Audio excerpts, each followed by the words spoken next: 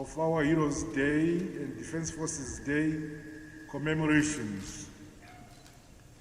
This year's events, although held on virtual platforms, reinforce the need for us to continue to take pride in our beloved country.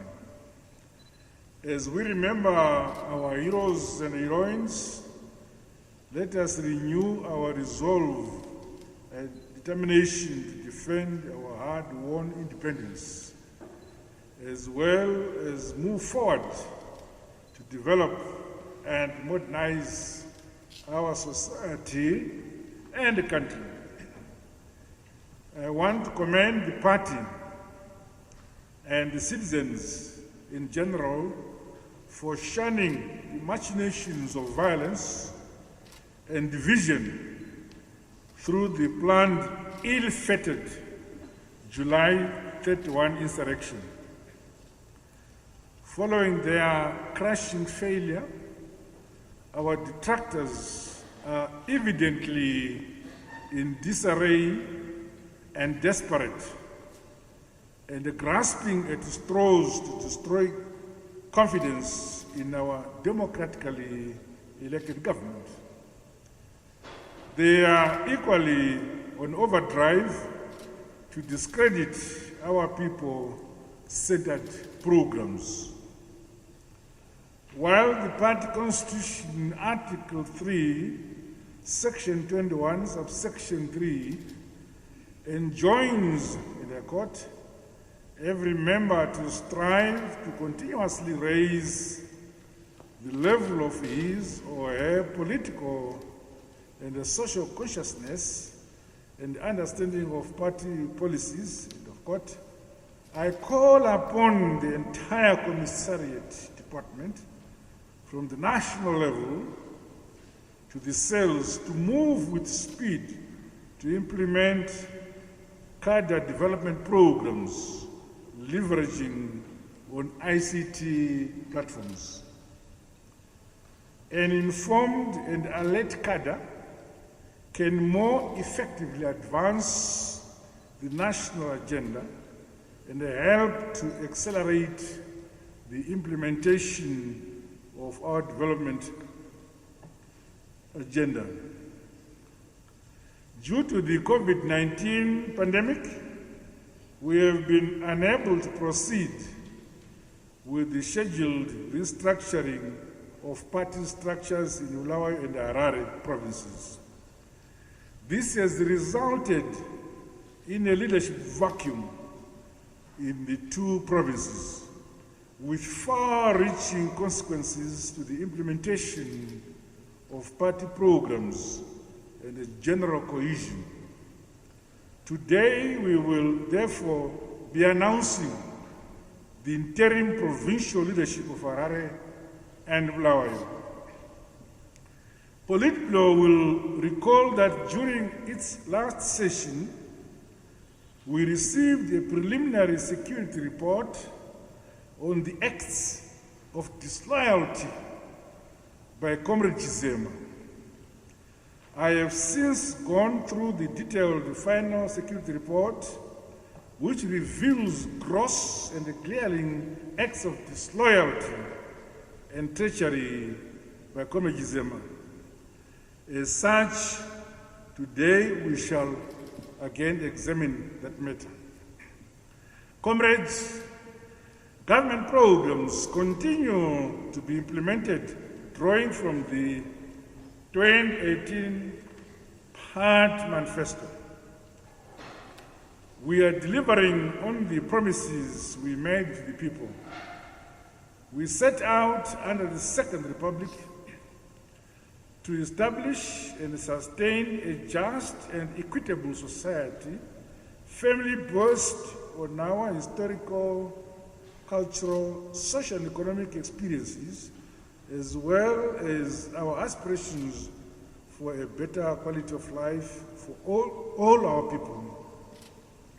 As highlighted in our manifesto, our agriculture programs, such as the broadening of the access to land by more Zimbabweans, through the rationalization of farm size and the elimination of multiple farm ownership is on course.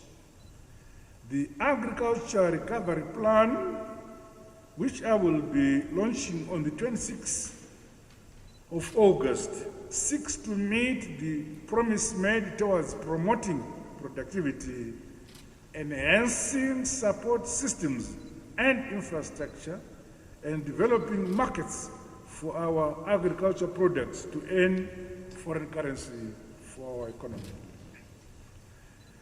In line with our national constitution and indeed as outlined in our 2018 Part Manifesto, government has since concluded the Global Compensation Deed Agreement with the former white commercial farmers. This is yet another promise we have fulfilled. I just took the liberty to highlight a few aspects from the manifesto which relates to agriculture and land. Progress is also being made with regards to mining, road rehabilitation and construction, the fight against corruption, as well as the stabilization of the macroeconomic environment and the prices, among other issues. Hence, a constant perusal of our manifesto will reveal that our government programs are informed therefrom. We are on course and they will never waver from delivering on our promises. Let our citizens know of these achievements. In relation to our ongoing response to the COVID-19 pandemic, the adjustments announced after Cabinet yesterday are testimony of our responsiveness to the ever-changing needs and the realities on the ground.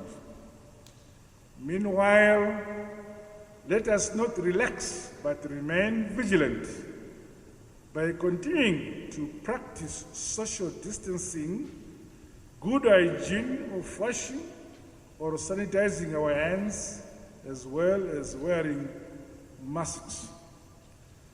On the international relations front, we successfully hosted the SADC Troika Summit and participated in the 40th SADC Summit.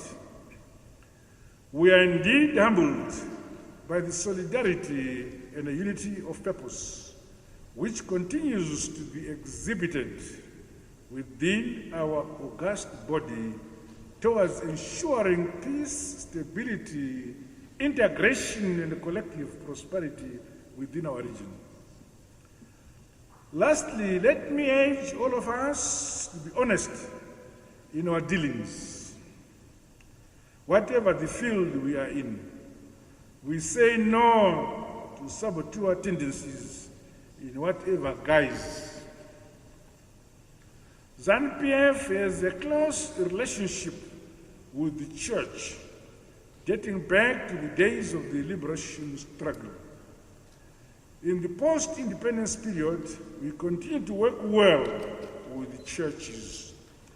Going forward, we remain committed to working well with the churches to advance the national development agenda as a united people.